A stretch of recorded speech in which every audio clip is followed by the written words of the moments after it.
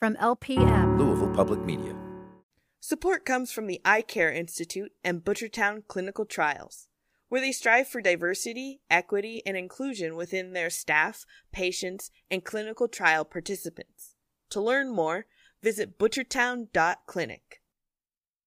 Sprinkle Sparkle contains adult themes and may not be suitable for all ages. Access to pleasure and indulgence is our right, and we're entitled to it. It's not a favor that somebody's granting us. It's not a reward. It's just like why we're here. My hope is that people will listen to this and relate, even in the ugly parts, because there's something sparkling about that too. This is Sprinkle Sparkle. I am Nubia Bennett. Today, we are speaking with the Robin G. So I'm going to let her introduce herself because I don't want to miss nothing. Okay, my name is Robin G. I am a poet, a published author, a creative, a curator, a mom, a soon-to-be Gigi, a fiance, and a go-getter, a hustler, all the things that a woman is supposed to be. Another one of these folks that have // Most of us know her as a poet, born and raised in Louisville, Kentucky. So hometown girl, just like me. This conversation is really special to me because it came like almost like a spiritual thing. Like I had her on my list of people that I knew I needed to talk to. I was compelled to have this conversation with her. And because so much of her journey, especially her journey into poetry, has been very public on social media. I was actually out of town and I just woke up like, I'm going to try and talk to Robin today because I feel like this part of the story, like how could I be watching this journey of this phenomenal woman and not ask her about it if she's this accessible? The conversations that she has on social media and when you go see her perform and do her workshops, like they literally are leaning into very similar things and topics about her own relationship to pleasure and what that means as she grows, as her children grow, you know, as she learns to love, as she learns to let go, as she learns to be the professional that she is. Like, she's literally having this conversation in real time. So I literally woke up, I think, out of my sleep and sent her a message on social media and was like, are you free tomorrow? While I was like out of town. And of course she was. And I'm going to just let y'all listen to this conversation that we had. But I just felt like I felt like this group of people that I had spoken with would not be complete without adding her voice to the room. And so I'm really excited that we did get the opportunity to have that conversation for you all. And I hope you all enjoy it as much as I did.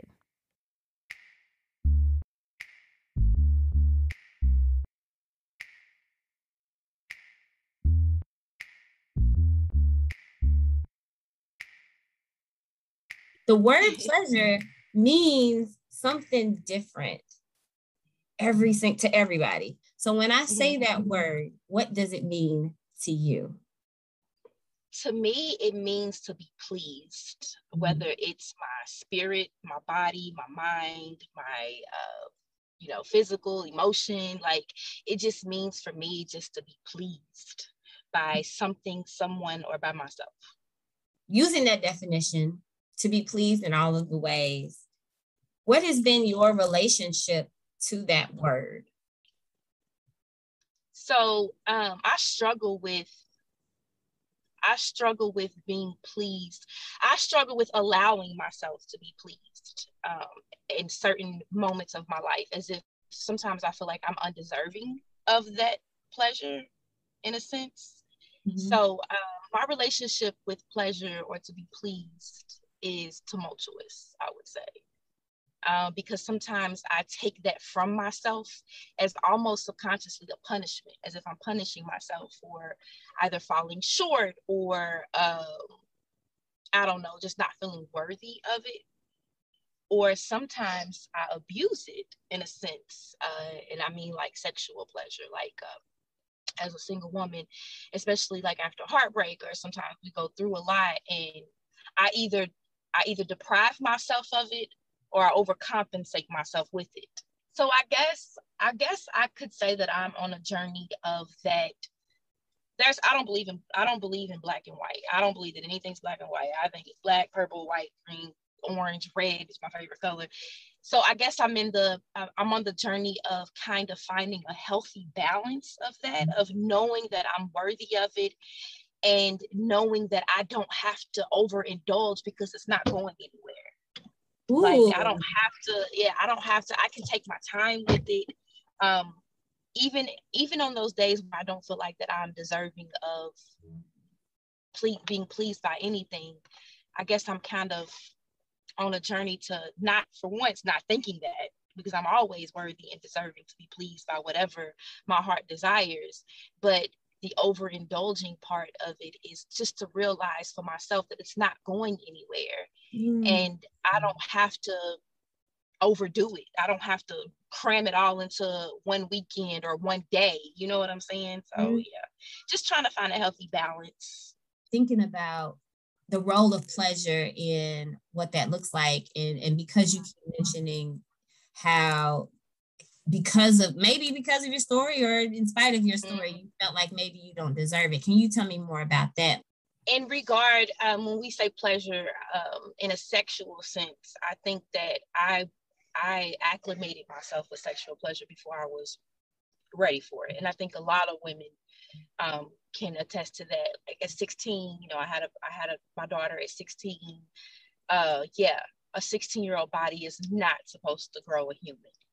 Our breasts are not supposed to be filled with milk at that age. So I feel like I was looking for a lot of things. My childhood was not the greatest. I didn't have my father in my life. And I felt like in regard to sexual pleasure, I overindulged in a sense. So I was looking for something and I never found it.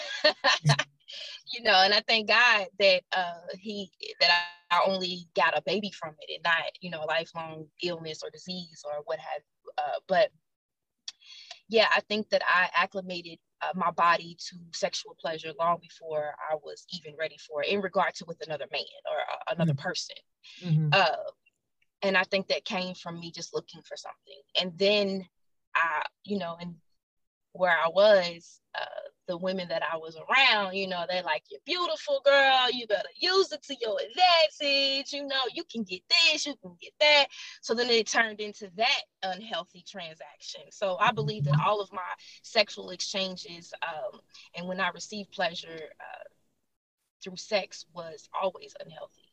There was always a subconscious insecurity that I was trying to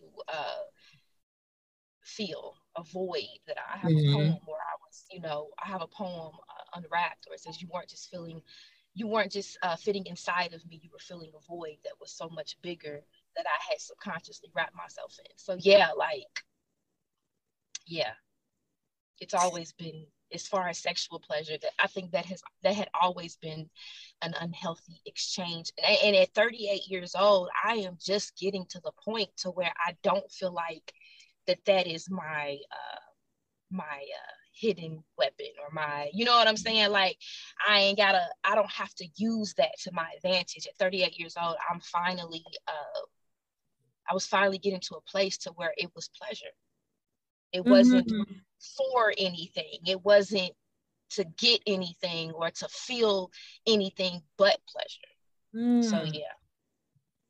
So. And it makes me wonder, though, how does that spill over into the other way? I mean, you're using the definition of like pleasure is just to be pleased, right? So when we think about pleasure beyond just like, oh, this is sexual pleasure, because it sounds like if we're using that definition based on how we, most people define pleasure, because we're usually generally talking about sex, right? Like, oh, this is what this is about. and how it ends up being for something or someone, right? To give it. Sometimes we give it as a gift. Sometimes we're like, this will get me what I want. Sometimes we're like, I'm filling a void. And it's almost like a tool. And it sounds like even beyond sex, it sounds like you're like, no, I'm 38 years old. I'm grown. I want to be pleased because I deserve it.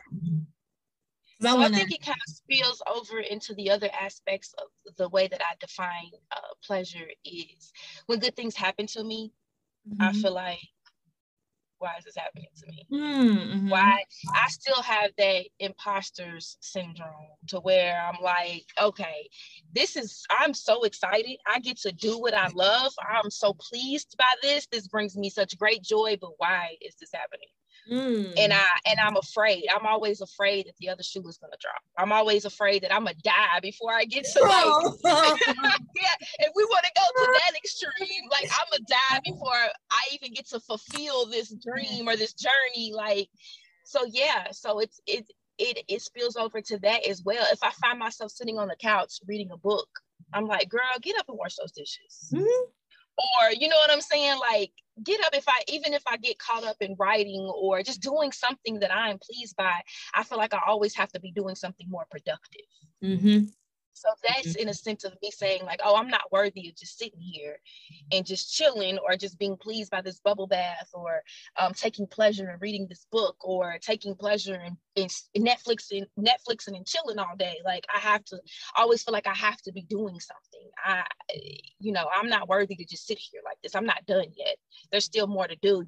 I grew up to where we didn't have much of anything. Grew up in the projects. It was myself and 3 other siblings. So there was 4 of us. It was my mom. Like, so things, when we got things, they were quickly taken from us. Like if we had a house phone, we had it for a month. If we had cable, we had it for a month until that next bill was due. You know what I'm saying? So it's like, that's where I always feel like, okay, something's going to happen. Something bad is going to happen. Like I'm not going to have this at my fingertips for too much longer. So I need to overindulge, or I might as well not even indulge because I can't miss something I ain't never had. You know what I'm saying? So, yeah. Do you remember seeing anybody though, whether it was on TV or it was in your life, that taught you to be, that you were like, I want to be like that. That's how I want to experience pleasure? I think it's the opposite for me. I think that I saw people not experiencing pleasure. I think that I saw what I'm experiencing now. Like I think that growing up, my environment was more so, I don't want to do that. I don't want to go through that. I don't want to experience that in that way. Like I don't want to always, there wasn't a lot of pleasure. There wasn't a lot, and I don't know what people were pleased by, because sometimes people are pleasured in the privacy of their own home in regards to reading a book, or you know what I'm saying, sometimes people are pleased by things that we can't even see. But growing up, I can't even recall like close to me. And that's not to take away from anybody that I love, anybody in my family, but I think I've always, and I think that my sister can attest to this, I think I always knew how I didn't want to, you know what I'm saying? Like how I didn't want to receive things, or you know what I'm saying? No, you like, I don't want life to be this hard. Yeah, and then I find my life being that hard. So I'm like, well, damn, how did I get here if this whole time I'm telling myself that I didn't want to be there? So yeah, one day I woke up and I had just succumbed to an environment and I didn't even realize it.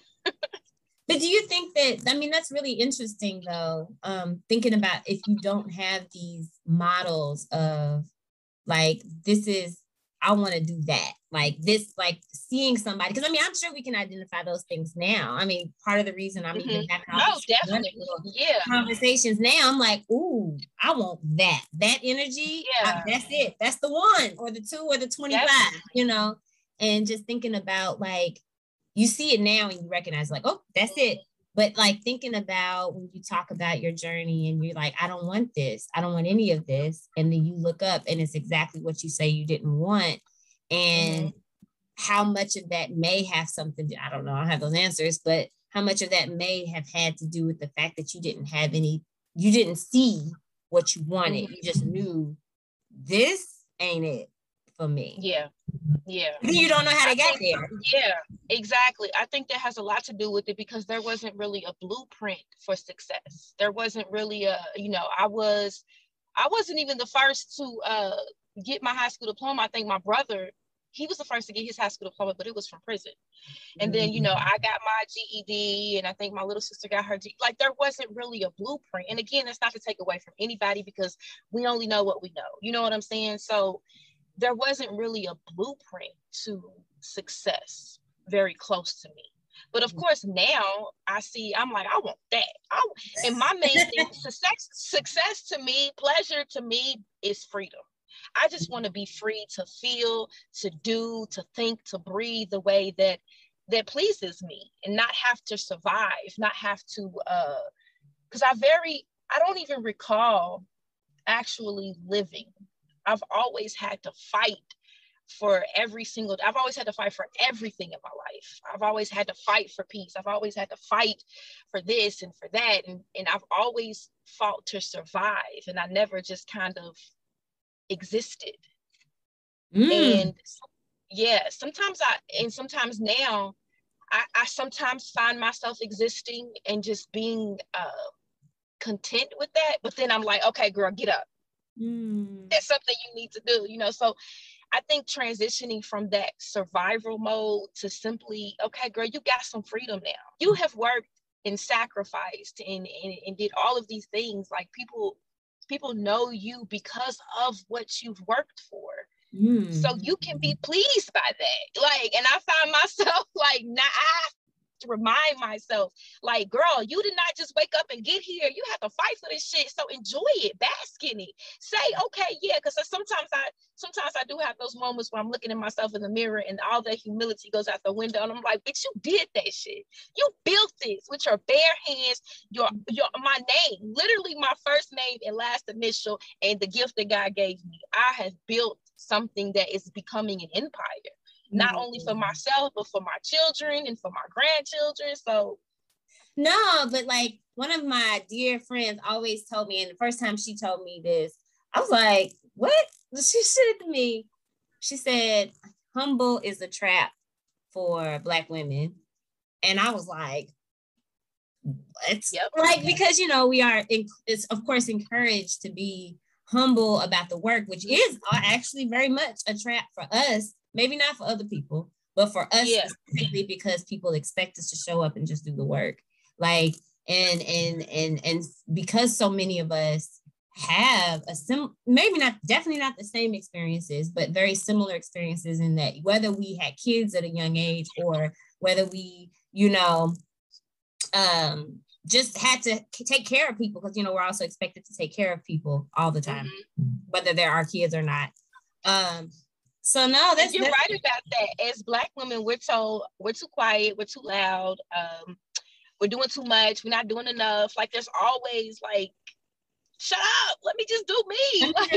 So I'm going to add to that then, that when we talk about your actual working definition of what it means for pleasure, I think it's important to add that it's not only to be pleased, it's the freedom to be pleased. Because I think that felt really, and when you said it, I was like, I'm gonna write that down. That felt really good.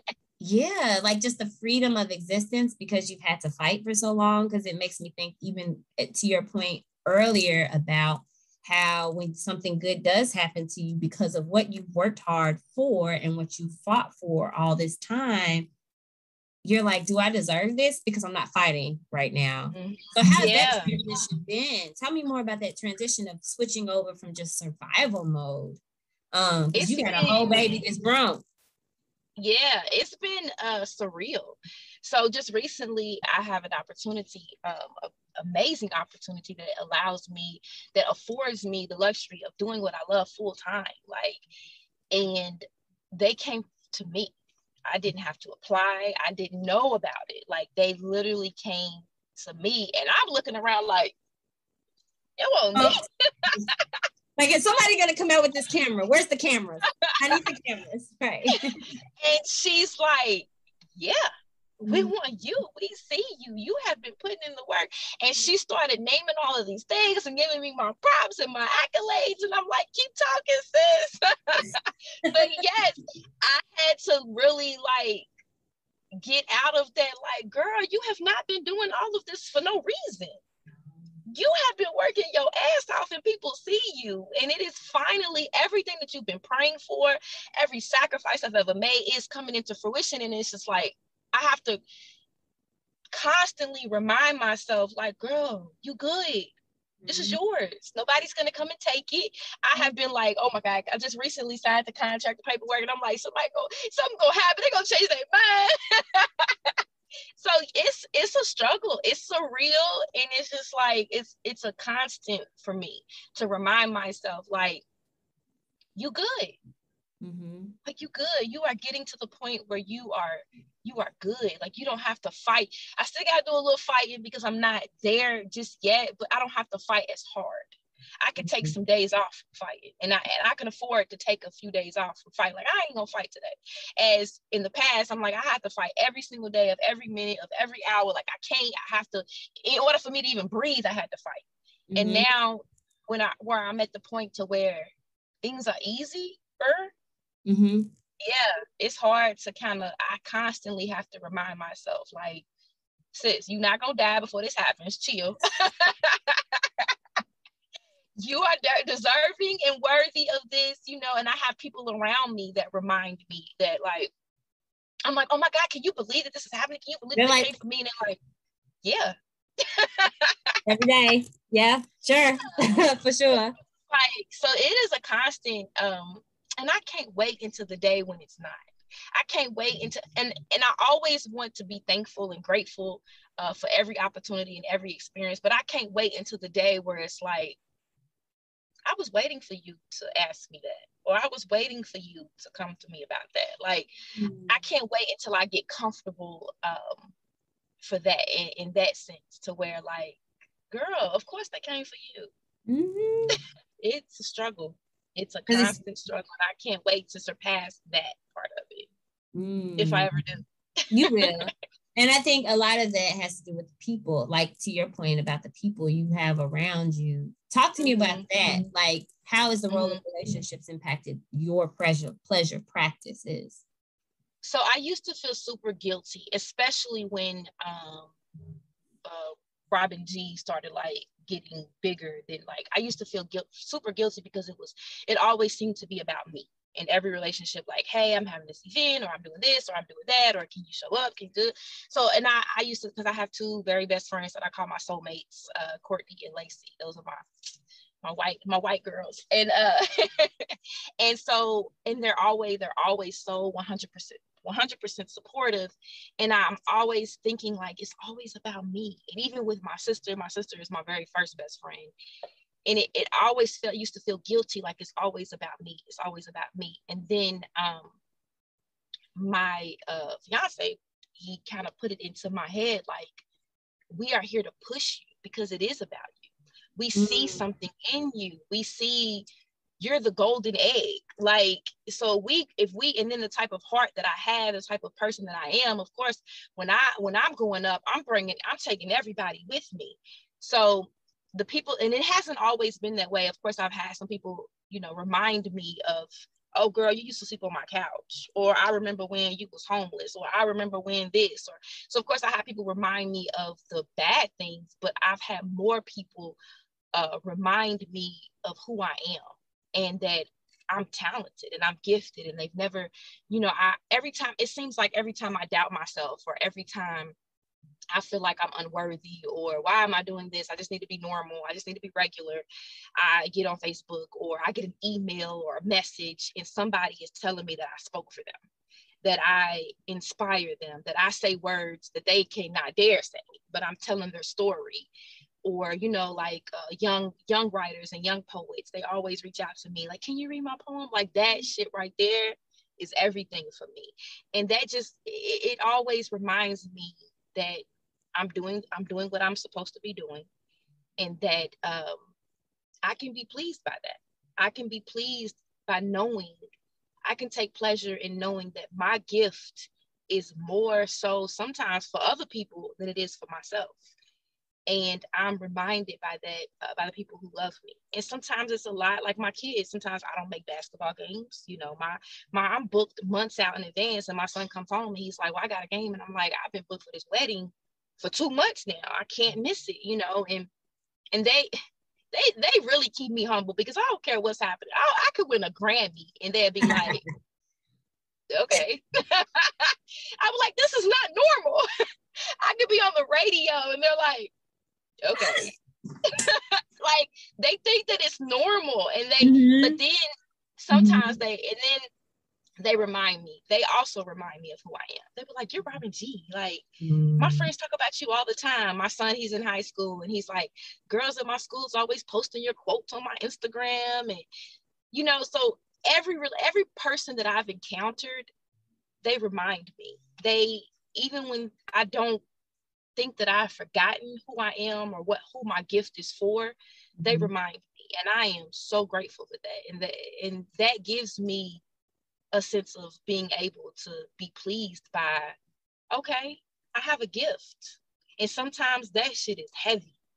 Sometimes I don't want to be the gifted person. Sometimes I don't want to be positive, and I don't want to be, you know what I'm saying? But I'm constantly reminded by the people that I surround myself with, because I create my own existence, and I'm very adamant about that. I surround myself with people who love me without conditions, or who gonna tell me how it is, and, you know, put me like, hey girl, you're doing too much, or remind me of who I am. I have a friend who texts me every morning, you're Robin G. Every single morning she texts me, you are Robin G. Good morning. So yeah, I'm grateful for my relationships, and I'm grateful for the ones who remind me of where I used to be, because I wrote poems about that shit. I put it in the book and I made money off of it. So thanks, sis.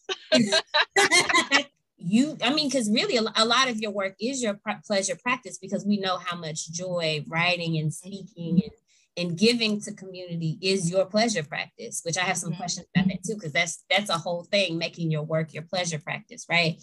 But when I think about in terms of relationships, and you kind of talked about this a little bit, as you know, recognizing that like social media is a two-way street, right? And some people use it to enhance their pleasure practices, and sometimes it again can be a burden, because I think the realization that people are looking at you, and I don't have half the platform that you have, okay? But just knowing that there's somebody that scrolls and says, oh, Nubia is doing a thing. It's, oh God, when you're looking at me, you know, that's a double-edged sword, right? So like, it feels good to know that, you know, people might be looking at you centering your pleasure, but it creates an optic, right? That can be a burden and a gift. Yes. So talk to me about that as it relates to your pleasure, because, you know, people are watching and you're watching people. Oh, yeah. So that goes back to being more translucent than transparent. So I started utilizing Facebook as a rooftop in 2015. I went through some crazy shit. And I had subconsciously created a facade, one of those optics of everything's great, everything's perfect, blah, blah, blah, blah. And I found myself sitting in the car crying. I couldn't call anybody, because even to my close friends, I had created this facade. I couldn't call anybody. I couldn't do anything. I felt so lonely. And the next morning, I just wrote this big ass paragraph on Facebook. And my friends was like, take that shit down. What are you doing? What are you doing? But I felt a weight had been completely lifted. So that's when that transparency kind of freed me from the facade that I had subconsciously created. So that's where the transparency kind of took a life of its own, because then people were reaching out to me like, oh my God, you telling my story. And then other people would be like, nah, but you're saying too much. Like, why are you putting your business out there? And so throughout the years, it was like a reflex. Like, I have to say this, I have to tell people this, I have to do this, and in real life, I'm a real person, and I go through real shit. And sometimes I don't make a decision that somebody else would make. And then they're like, oh, but I didn't think you was gonna do that, girl. Like, ooh, like I wouldn't have done that, or how dare you do that when we're watching you. we're all rooting for you. Like, why are you going against the grain? Like, that's just heavy. Mm-hmm. Mm-hmm. That's just heavy. So I kind of found myself not even creating, not going back to a facade, but being so transparent that there was nothing left for me. It was for everybody. And I don't mind putting that shit into my poetry. I don't mind putting that into the art, but it allowed for, it gave people space to feel like they knew me personally. And when people feel like they know you personally, they become invested, and you can't move the way that you see fit. When I say create your own existence, I'm applying that to myself as well. Like, my life is not your life. My existence is not your existence. And even though I love and I'm grateful for all of the support, and I'm glad that I could be a voice for so many women because I am so transparent and I don't care. But then it kind of got heavy when it came to like my real life, my personal life. Like, I was putting everything on display, just not on purpose, but just because that's something that I had grown to love to do. And it kind of bit me in the ass a little bit. So then I found myself like, okay, I want to do this, but this ain't what everybody wants me to do. Like, I want to say this, but this ain't gonna be what everybody want me to say. Or, you know, so yeah, translucency. So I'm still being a voice. I'm still utilizing my voice for the voiceless, but I'm also keeping what's close to me. I'm also protecting my own peace, because I can't create peace and I can't inspire other women, and then like I get to myself and I'm beat down, or I'm punishing myself because I'm not doing what I think the public wants me to do, or I'm not doing what, I feel like I'm going against the grain, when in reality, I'm not. There's no grain to go against, because this is my life. You're not following the script, Robin. You're not following the script. Yeah, okay? Like, I'm a real person. I am a real woman. Read the script. And then I find the beauty in that as well, because I know that there are a lot of women who feel like that, who even in their private life, who aren't on a public platform, who their family you're going to be a doctor because we're all doctors. Yeah. You know what I'm saying? You're going to be a lawyer because we're all lawyers, or, just, yeah. Whew. It bit me in the ass, like, where I was sharing so much of myself that I left nothing for myself. And when it came down to, it was just me and myself and my real life and the people under my roof and my household, like, I really felt like I was going against a grain that didn't even exist, a grain that I had created. And that I couldn't even fault the public, because I created that shit for them. My therapist asked me, she said, when are you going to forgive yourself for doing this? And it just completely, and I was like, I'm punishing myself for doing something that I truly want to do. Yeah. Because I'm afraid of what people will think of me. I feel like that's the artist conundrum, period. And I feel like one of the conversations that I have consistently with everybody, no matter what their medium is I'm putting this out and people are going to see it. And I think it doesn't matter how many times you put it out, because especially when we talk about that work being our pleasure practice, right? It's like, this is work I will literally throw myself into for free. I mean, hopefully it won't be for free forever, but that's only because of capitalism, right? But like, if that wasn't a thing, I would still throw myself into this art. I'm Nubia Bennett, and this is Sprinkle Sparkle.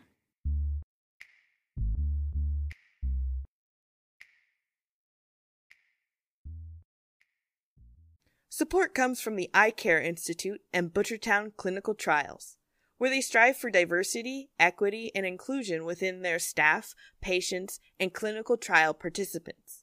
To learn more, visit butchertown.clinic. I'm Rachel Martin, host of NPR's Up First podcast. On Up First, we bring you the day's biggest stories, fast. And now WFPL's bringing you the same thing for Louisville. Listen to the WFPL Daily News Briefing for the news you need to start your day. Find it on your podcast app or at wfpl.org/dailynews. You're listening to Sprinkle Sparkle Podcast, and I'm Nubia Bennett, and we're talking to Robin G.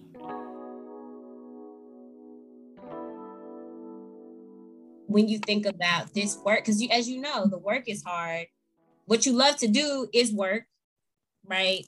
And I guess it can be defined as your pleasure practice because you love it, but it's work.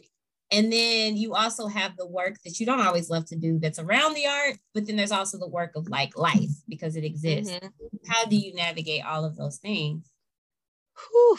I'm still learning that. I'm in every cohort opportunity, every business cohort opportunity. I'm in it because transitioning. Okay, so I've made many transitions. So I went from being a young girl who likes to write poetry, who discovered that she could even write poetry, to sharing the poetry, to, okay, people actually want to pay me to do the poetry.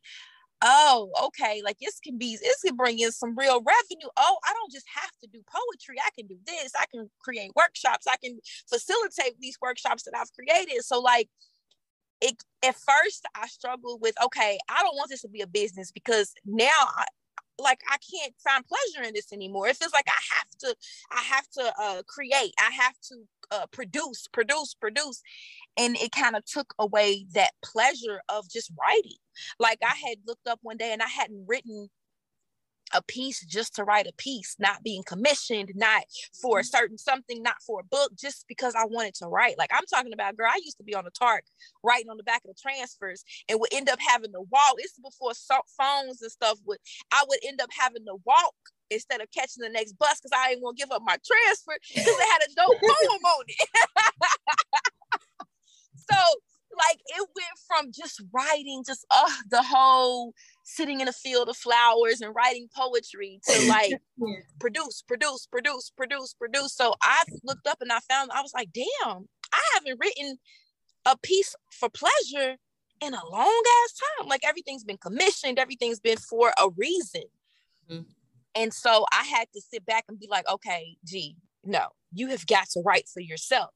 Mm-hmm. So I had to allow myself to know that I deserve to just write for me, that it didn't have to be for something, even if nobody ever read it. It didn't have to be for a book. It could just simply be a journal entry.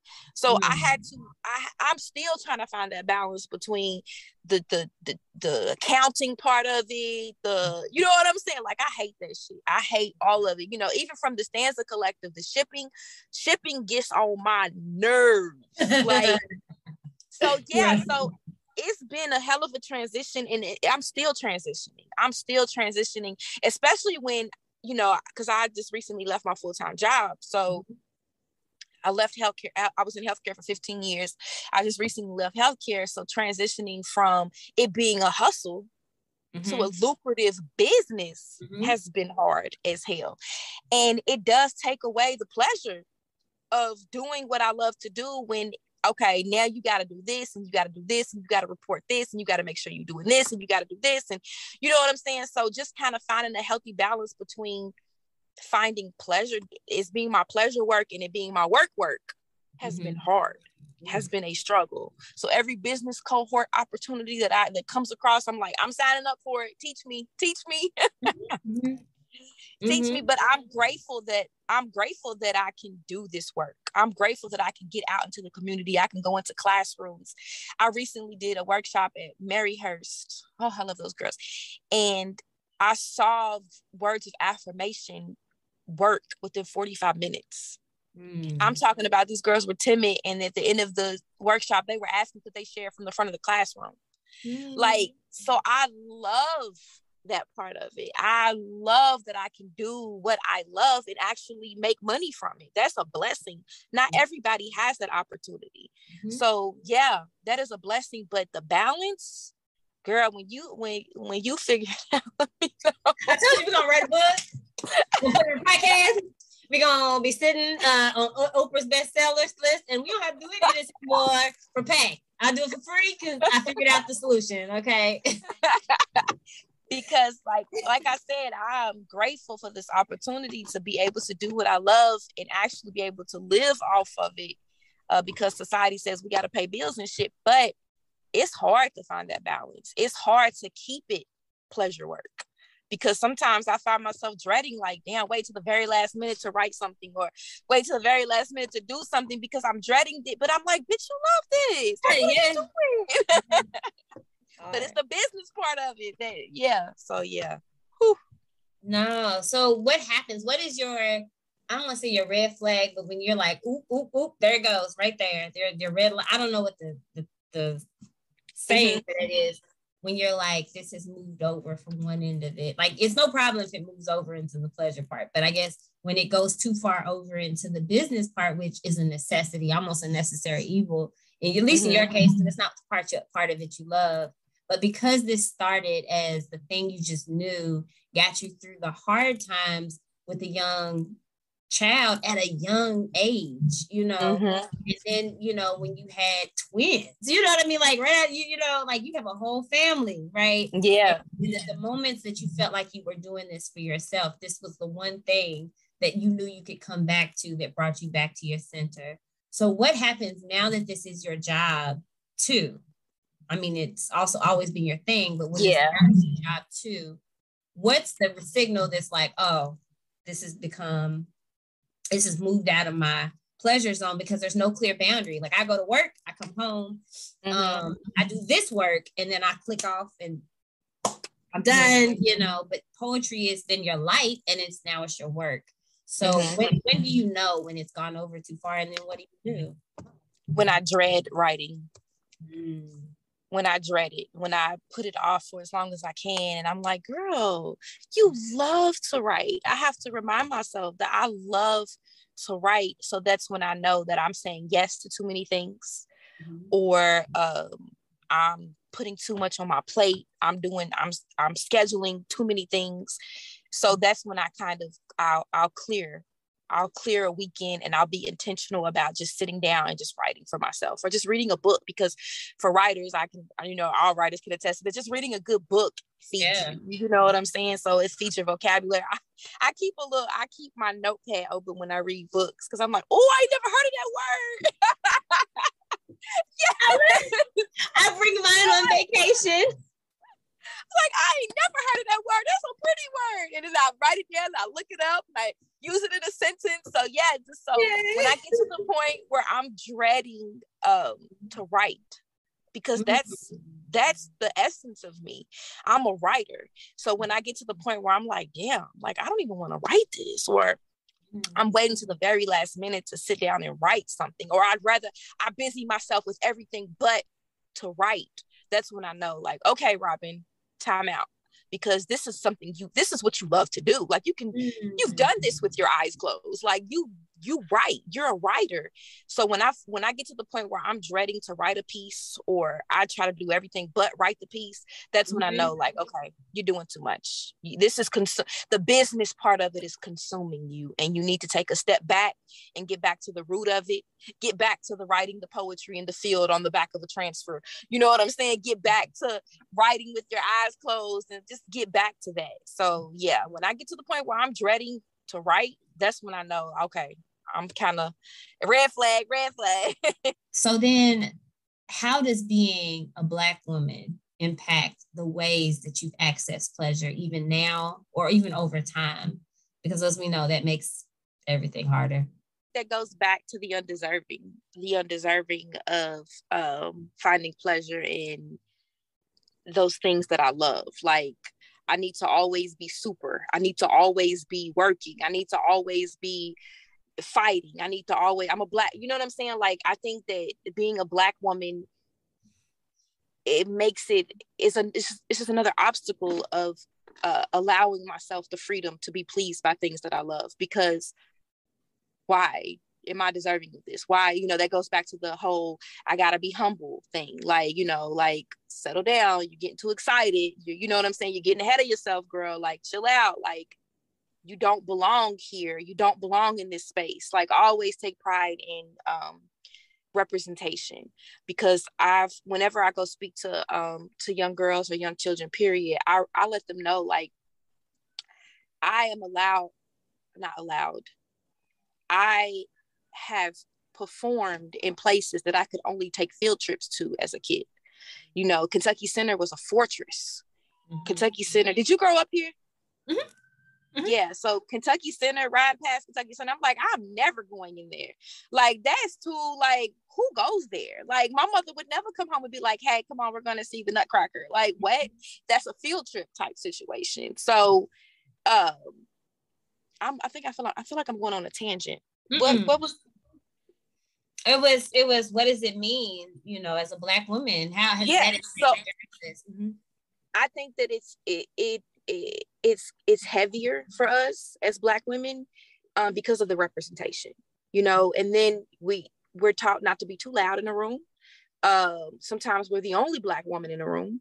We're the only Black person in the room. So I feel like that's just another obstacle of, do I deserve everything that I desire? Because it's not what I've seen. That's not what a Black woman looks like growing up. That's not what it's just kind of heavy when I think about it. Just that burden of being a successful Black woman, or being a Black woman who's doing what she loves to do, or being outspoken as a Black woman, or saying, I remember one time I performed because I'm a woman at a beer garden. And I didn't know it was a beer garden when we first got there. Like, it was when I was with Roots and Wings, it was before our poetry opera. And we were just kind of on a promo thing, and we were at a beer garden, and it was not Black people in the audience. And I did because I'm a woman, and this white woman, she had on a cardigan, she had her pearls on, she had on some khaki pants, she probably just met some friends up there, and she walked up to me and she said, "You just told my story." So that really hit, like, okay, I'm a Black woman. We grew up totally different, sis. Like, totally different, but in the same sense, we didn't. So I think that day, I'll never forget that day. That day kind of let me know, like, okay, I'm a Black woman. I'm out here telling my story. I'm out here, you know, making it sound beautiful because it's poetic, but this is a white lady that probably would never even know me. We would probably never cross paths otherwise. So I felt the burden of not necessarily a burden, but a responsibility of being a Black woman who is afforded the privilege to define us differently. To say, like, okay, we come from two different neighborhoods. I'm Black, you're white, but sis, you'd have been fucked. You'd have been did bad by a man before. Like, you know, we both done had to, you know, make a lot of different sacrifices.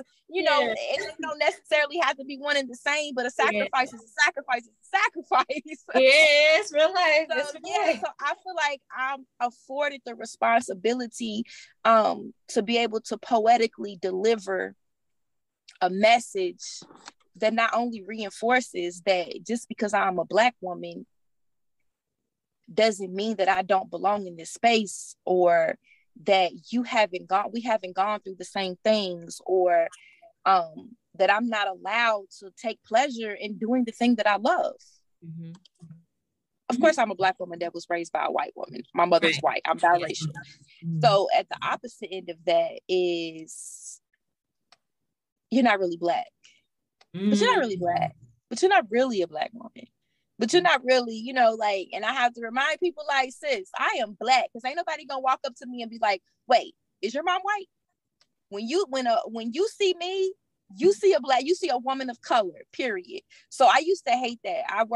The office I worked at, I was the only woman of color, person of color. And when all the protests and the civil unrest was happening, it was like walking on eggshells around me, and I really hated that. But then it was like, but you're not really Black, so it doesn't really affect you. So, and that's also another layer of representation for me, is for biracial women who identify as Black. Like, we're Black, period. Like, there's no in between about it. Like, my white mama will tell you that I'm Black, period. now we can go. But I just wanted to say that because I no, that's important. I'm glad you said it because I meant that it. Yeah, that representation in itself for biracial women, biracial young. As a matter of fact, I am doing a Zoom with I can't remember the name of the school. I'm doing a piece for the biracial children there because I think they're outnumbered. And it's just a reminder of, the difficulties of being biracial in today's climate. You know what I'm saying? Like we get to sometimes they look at us like, oh, you're good, girl. It don't affect you that much because your mama's white. Remember, that's why the Stanza Collective, I got a black AF with a white mama stanza. Yeah. So yeah, I just wanted to make sure I touched on that because I want to be able to representation in that layer, that aspect is important to me as well for the biracial women that identify we're Black. Period. Like I said, my white mama or those who have a white father will tell you they're Black. Period. So yeah. Oof. But that representation piece, especially when I think about like even the way that like Black women even are pushed to the front now. Before it was like stay in the back, and it's like, oh no, this works. This works. Yeah, put them to the front. Put them in the front. Definitely. But it's like, so then it moves from the pressure of trying not to be too loud to not to the pressure of not having to take on too much and almost not even getting to be human, which you spoke about earlier at the beginning.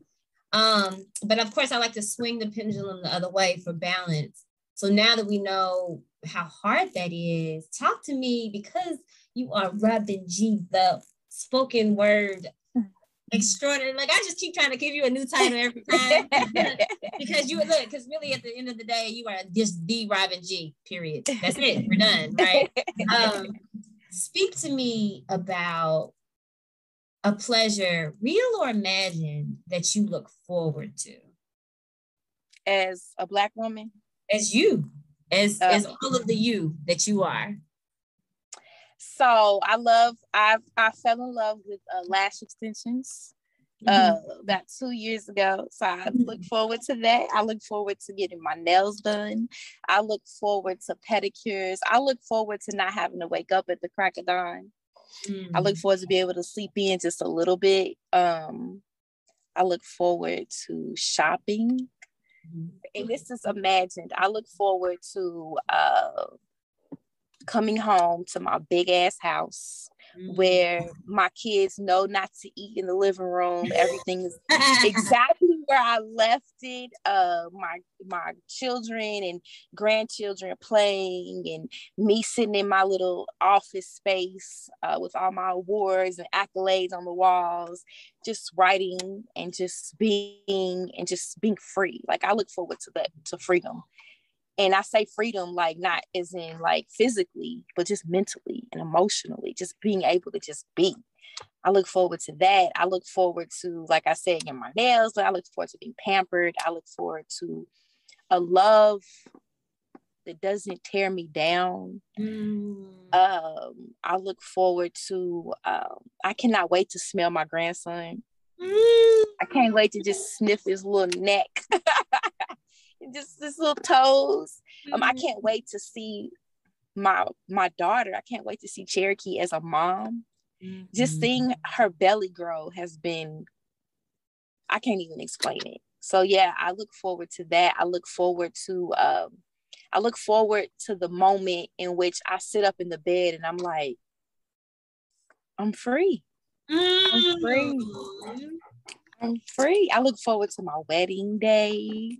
I look forward to planning the wedding. I look forward to writing my next book.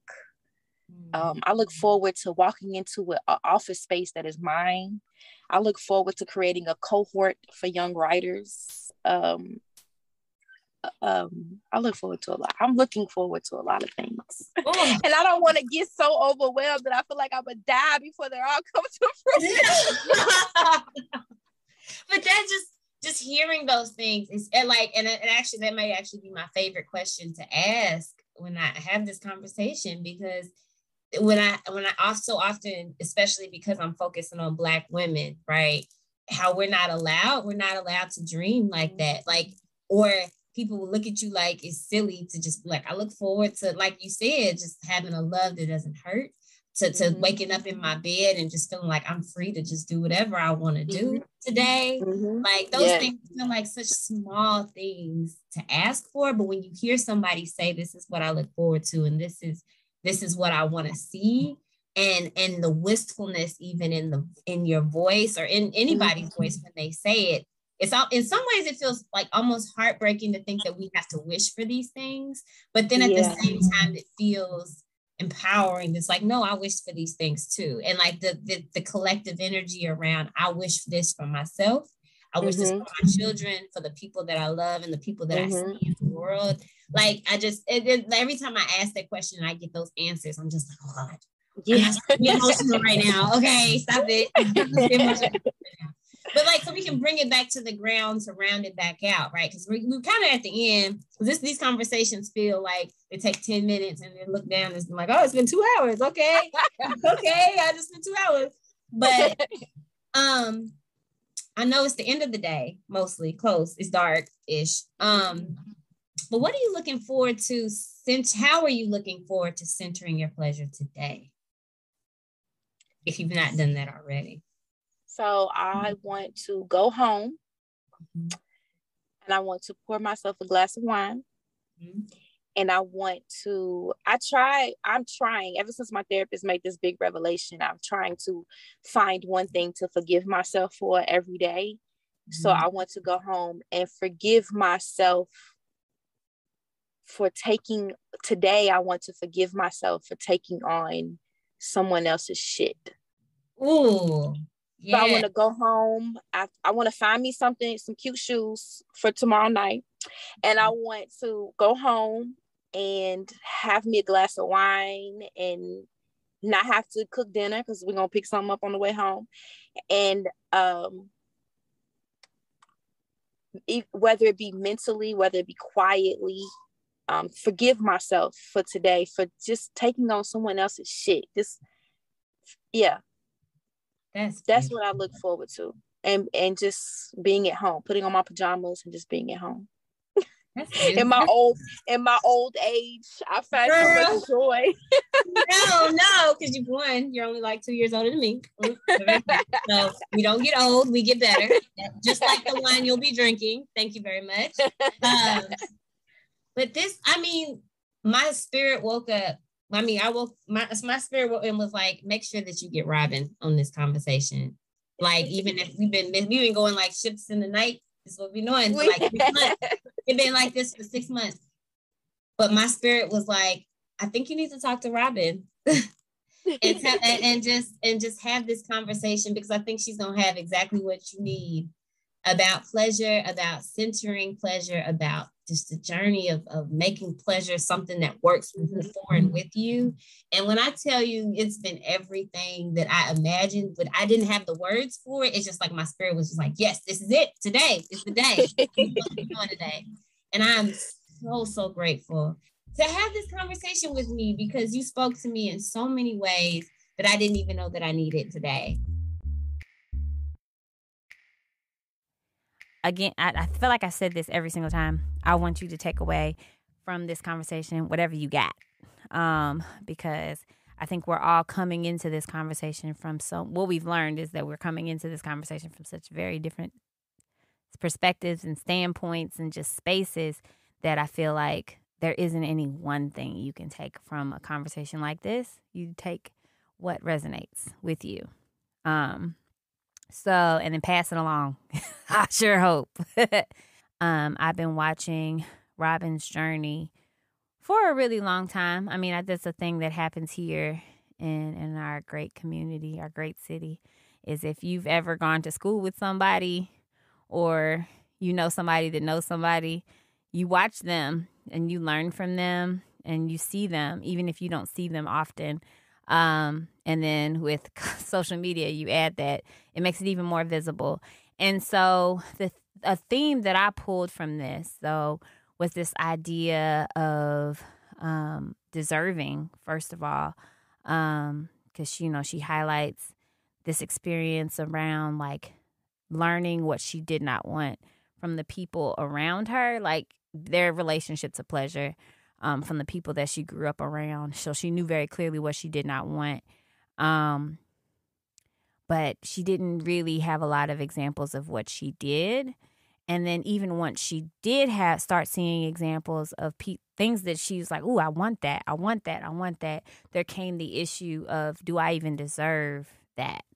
And I think that's a very common experience, because whether or not your lived experience is that of not having, right? Like whether, she tells a story of, growing up, having a child young and experiencing the hardships of young motherhood, which means a lot of the time you don't have what you need.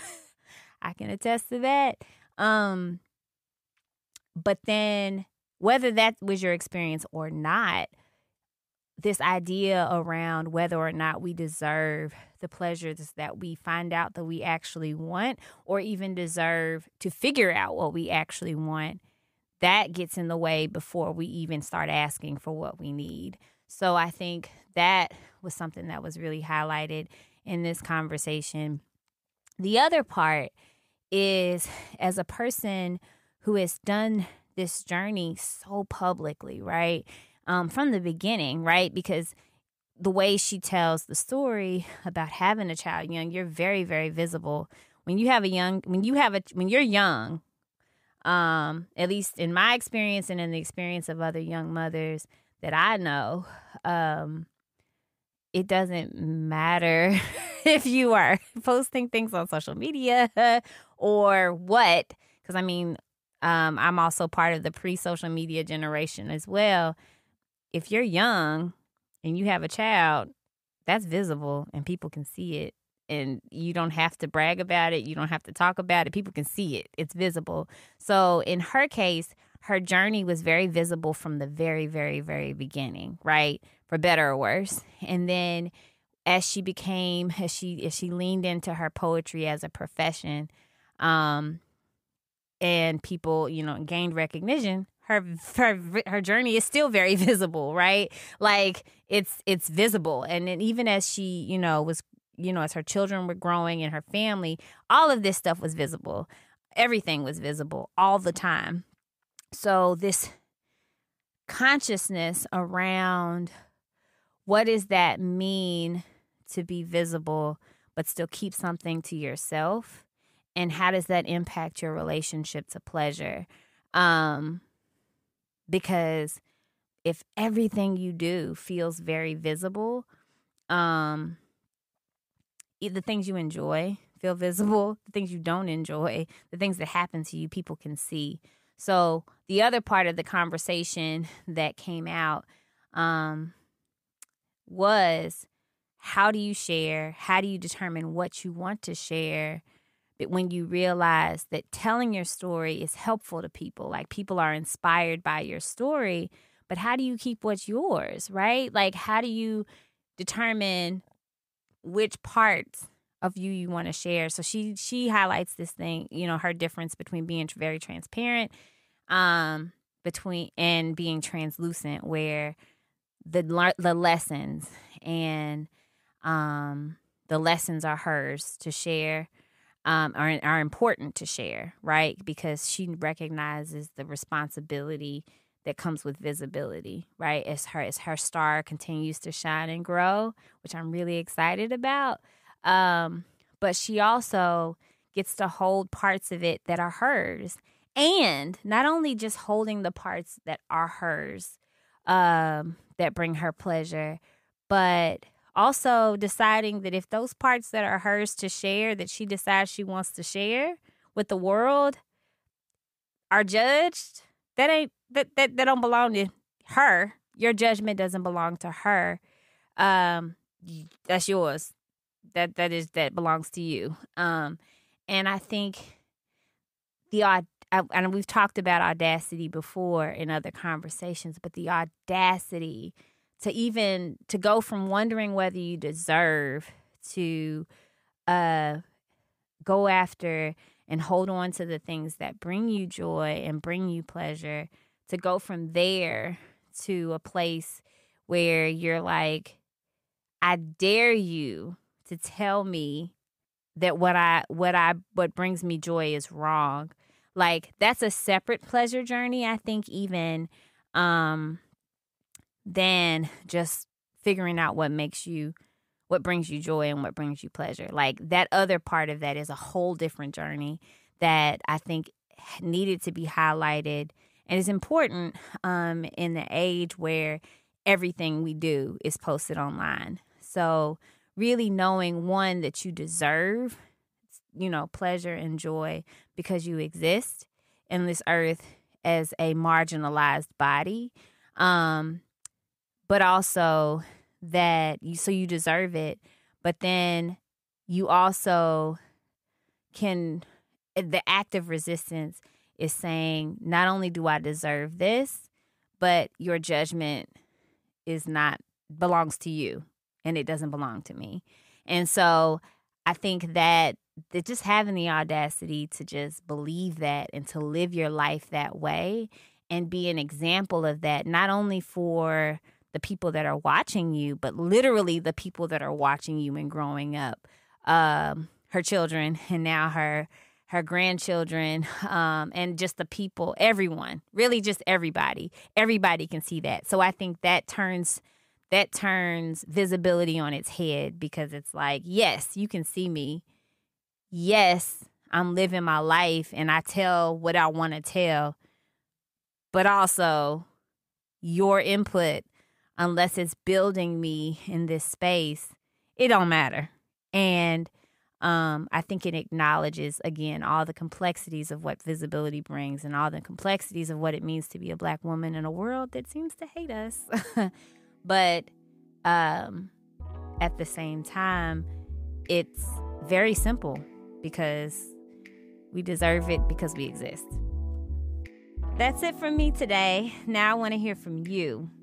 How did you center your own pleasure today? Hit me up at sprinklesparkle.org. Sprinkle Sparkle is created and hosted by Nubia Bennett and produced by me, Alex Biscardi. Our music is by Allison Cross, and Mindy Folner does our graphic design. Sprinkle Sparkle is part of the Louisville Public Media Podcast Incubator, with support from the Community Foundation of Louisville and the Eye Care Institute's Butchertown Clinical Trials. Our executive producer is Laura Ellis. For more episodes and to keep in touch, visit sprinklesparkle.org. From LPM, Louisville Public Media. Support for the Louisville Public Media Podcast Incubator comes from the Community Foundation of Louisville, helping donors in our community establish charitable funds to meet philanthropic goals, creating opportunities to give more through scholarship, charitable checking, and donor-advised funds, and helping donors create a charitable legacy through their estate plan. More at cflouisville.org. There's a chance you can make your employer work for you. Contact us or your company's matching gift program to find out if your employer matches charitable gifts like your public radio membership. Everybody wins. LouisvillePublicMedia.org/membership for more info.